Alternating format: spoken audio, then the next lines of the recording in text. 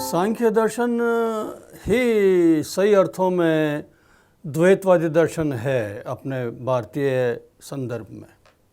वैसे मध्व का वेदांत भी द्वैतवादी कहलाता है, पर सांख्य ने जो पुरुष और प्रकृति का द्वैत बतलाया है, दोनों को परस्पर स्वतंत्र तत्व के रूप में माना है। दोनों ही परम तत्व है, अनादि है। परम तत्व का मतलब दोनों ही हाईएस्ट रियलिटी है। एक और प्रकृति है और दूसरी और पुरुष है। तो पुरुष नाम लगता है कि ये पुरुष यानी कोई मेल तत्व या प्रकृति कोई फीमेल तत्व, ऐसा नहीं है।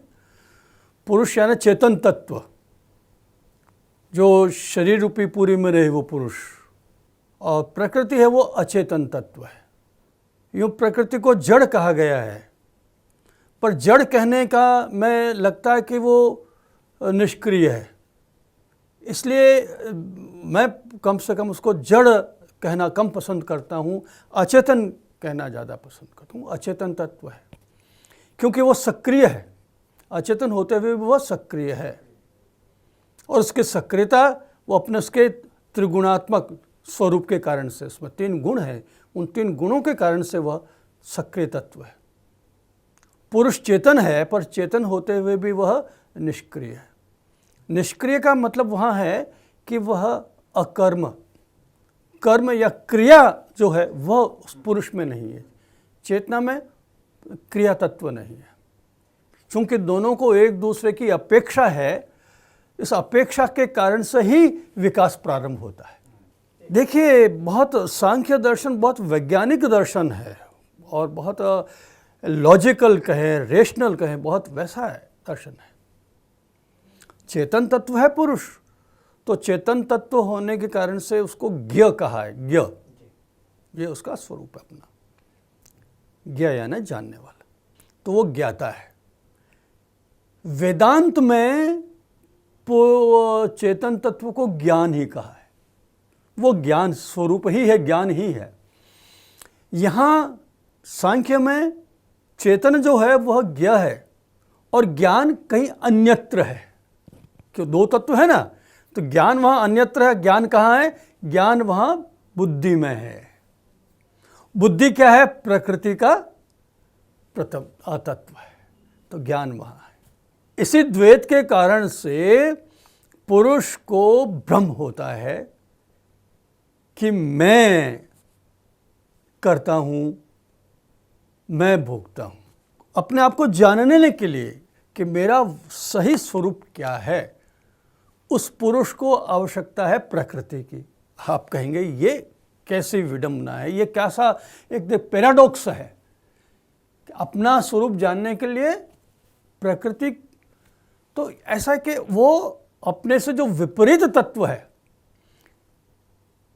द्वंद्व है ना, तो द्वंद्व में आप दुख को नहीं जाने, सुख और दुख का द्वंद्व है, रात और दिन का द्वंद्व है,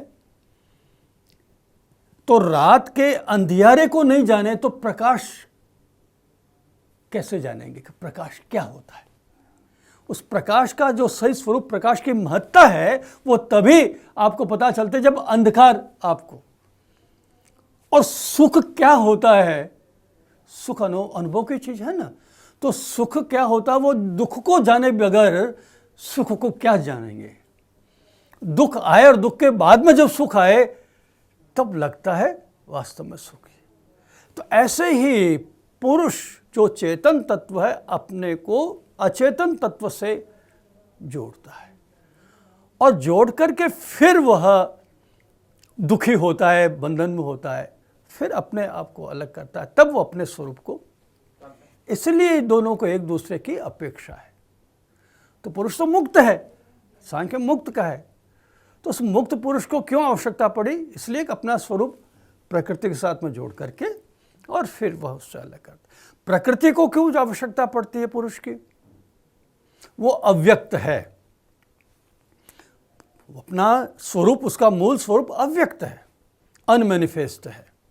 सारी जो सृष्टि का है वो तत्व उसमें बीज रूप में विद्यमान रहता है। तो अव्यक्त को व्यक्त होने के लिए पुरुष की आवश्यकता है। अव्यक्त का भी जब तक वो व्यक्त नहीं होगी तो अव्यक्त का भी क्या अर्थ है।